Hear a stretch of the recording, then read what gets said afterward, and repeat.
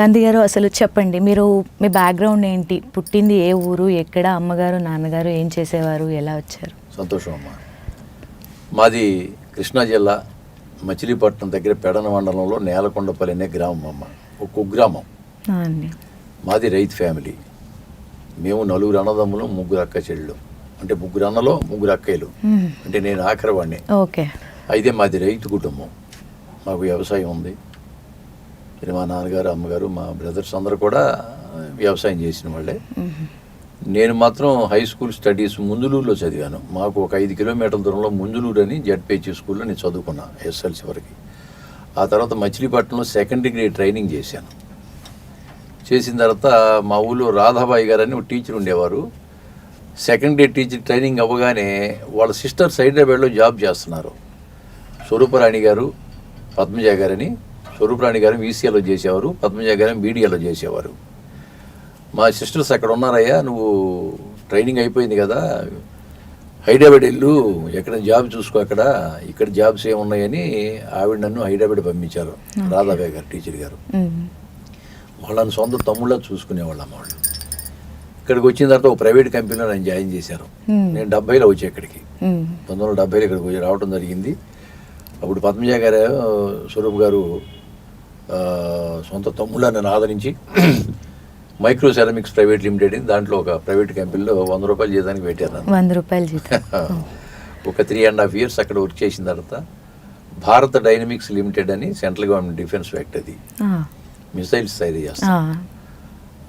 దాంట్లో నాకు ఇంటర్వ్యూ వస్తే ఆ ఇంటర్వ్యూ నన్ను పద్మజ గారు వీడియోలో చేసేవారు కదా, ఆమె నాకు రికమెండ్ చేశారు.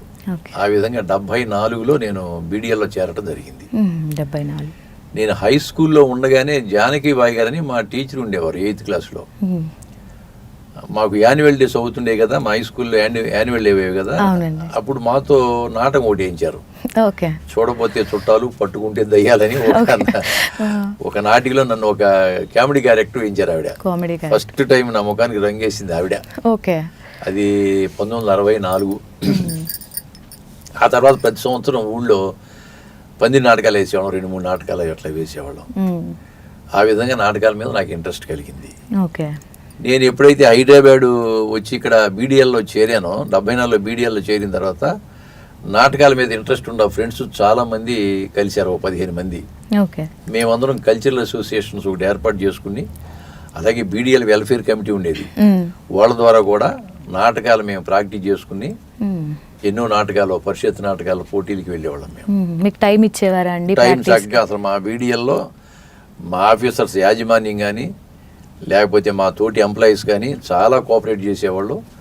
మాకు యాజమాన్యం టైం ఇచ్చేవాళ్ళు, రిహార్సల్ టైం ఇచ్చేవాళ్ళు, లీవులు ఇచ్చేవాళ్ళు, వెళ్ళడానికి డబ్బులు ఇచ్చేవాళ్ళు, అన్ని రకాలుగా ఎంకరేజ్ చేసేవారు.